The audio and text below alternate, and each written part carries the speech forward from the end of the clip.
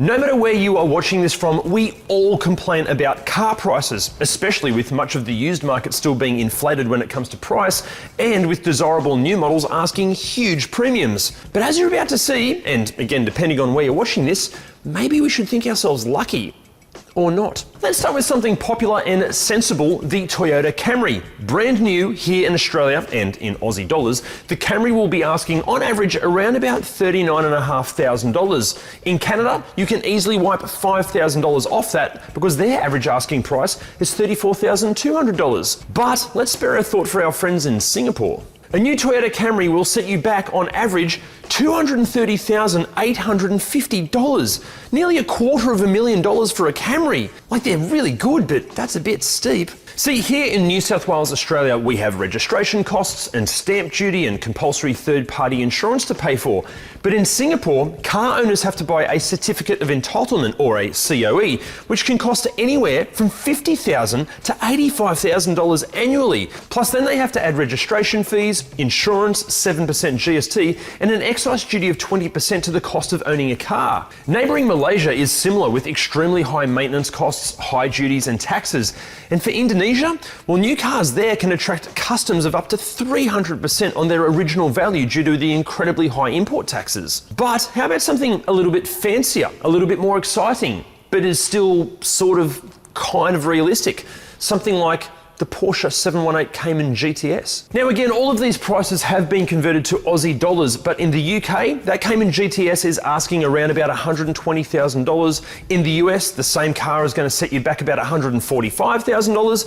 Here in Australia, you're looking closer to $200,000. Switzerland is asking over $230,000, but in Singapore, that Cayman GTS is going to be $465,000. Now, speaking of Switzerland, even within Europe, the prices can fluctuate substantially. For example, in Greece, the average price of a new car is around about $41,000. However, fly just a couple of hours north to Switzerland and the average is $76,000. This is thanks to taxes which can vary depending on the vehicle's weight, its powertrain and emissions. And in comparison, the average price of a new car here in Australia is $39,796. And that's thanks to the average pricing even between Australian states varying by nearly $10,000. But how about something far more practical?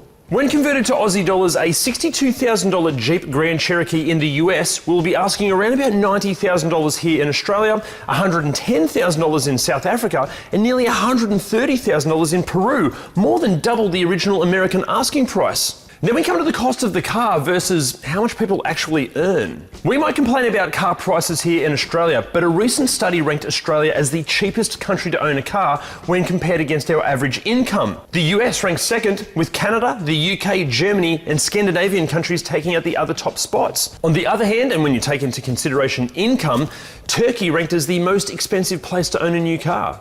Our friends in Turkey require more than 6 times the average Turkish annual salary, or more accurately, 652.29%. Argentina and Colombia require over 500% of the annual average income. Brazil, Uruguay and the Ukraine, all over 400%. But ignoring the cost of the car for a moment and just exploring the running costs, when you take into account things like road tax and registration, depreciation, even the cost of fuel, if you're on a budget, avoid the Scandinavian countries, the Netherlands and Germany. Again, when converted into Australian dollars, the average registration cost in the Netherlands is pushing $1,000. Denmark tops the charts for depreciation, averaging nearly $3,000 a year, and they also win for the most money spent on fuel at just under $5,000 per annum on average, while the other Scandinavian countries top the world for parking, toll and maintenance costs. On the other hand, the country with the smallest level of depreciation, cheapest inspection costs and second cheapest spend on fuel is Argentina, with Colombia and Chile coming a close second and third. To give you a comparison, fuel in Norway averages at around about $3.50 per litre. In Colombia, it's 75 cents a litre. Maintaining your car? Well, in Sweden, you're going to be looking at an average cost of around about $3,350 a year.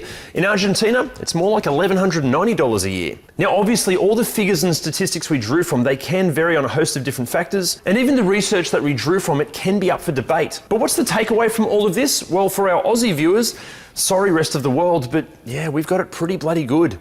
Australia has potentially more makes and models to choose from than pretty much anyone else. In fact, currently we have over 60 manufacturers to choose from versus, say, a little over 40 in the US, not to mention our access to grey imports. According to the studies, we can afford to own new and used cars more easily than anyone else. Fuel, registration, insurance and running costs are pretty reasonable in relation to our average income and in comparison to other countries in a similar financial position.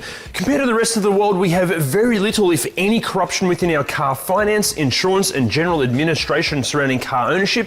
And besides maybe a lack of advanced driver training, some nanny state attitudes towards road rules and law enforcement, and our luxury car tax, a can of worms we're not going to open in this video, it's understandable that Australia still loves to embrace the automobile. That and our public transport sucks, and the distances between everything is just huge. But guys, we want to know what you think. Were there any surprises in that, or is there anything that we missed out on? Let us know in the comments. See you next time.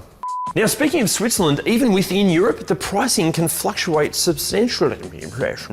That's nearly $250,000. What the f***?